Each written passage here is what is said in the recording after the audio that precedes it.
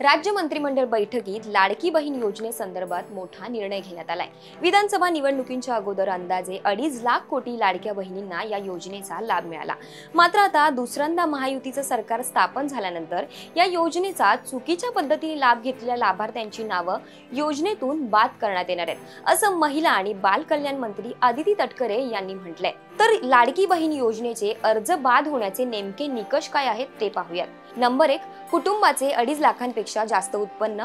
Number 2, घरात कोणाच्याही नावावर 4 चाकी वाहन। नंबर 3, एकाच महिलेने 2 अर्ज दाखल केले आहेत अशा अर्जांची देखील छाननी होणार आहे।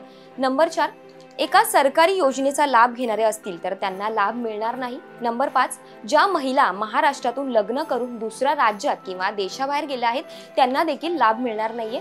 नंबर 6, ज्यांनी ऑनलाईन आणि ऑफलाईन अशा दोन्ही पद्धतीने अर्ज भरले आहेत त्यांचेही अर्ज बाद केले जाणार आहेत। नंबर 7, आधार कार्डवर आणि इतर कागदपत्रांवरील नावांमध्ये तफावत असलेल्या अर्जांचीही पडताळणी केली जाणार आहे। या 5 बाबींवर आपण साधारणपणे जे आम्हाला कंप्लेंट आलेले आहेत, मग काही कंप्लेंट पालघरमधून आलेले आहेत, काही यवतमाळमधून आलेले आहेत, काही फलटण साताऱ्यामधून आलेले आहेत, काही वर्ध्यामधून आलेले आहेत।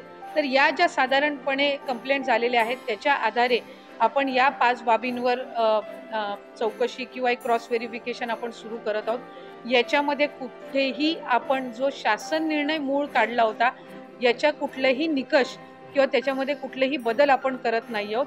फक्त जे निकष आम्ही GR मध्ये ठेवलेले होते त्याला अनुसरून ज्या काही तक्रारी आलेल्या आहेत त्या 5 बाबींवर आपण लक्ष केंद्रित करून ही पुढची जी काही व्हेरिफिकेशनची पद्धत आहे ती आपण करत आहोत। मुख्यमंत्री माझी लाडकी बहीण योजनेअंतर्गत या तक्रारी महिला व बाल कल्याण विभागाला प्राप्त झाल्यात, तर काही तक्रारी स्थानिक प्रशासनाकडूनही करण्यात आल्यात। या योजनेत ज्यांनी घोटाळा केला आहे त्यांच्यावर कारवाई होईल आणि आतापर्यंत ज्यांना पैसे गेले आहेत पण आता ते निकषात बसत नाही त्यांना यानंतरचे पैसे मिळणार नाहीत, अशी माहिती अदिती तटकरे यांनी दिली आहे।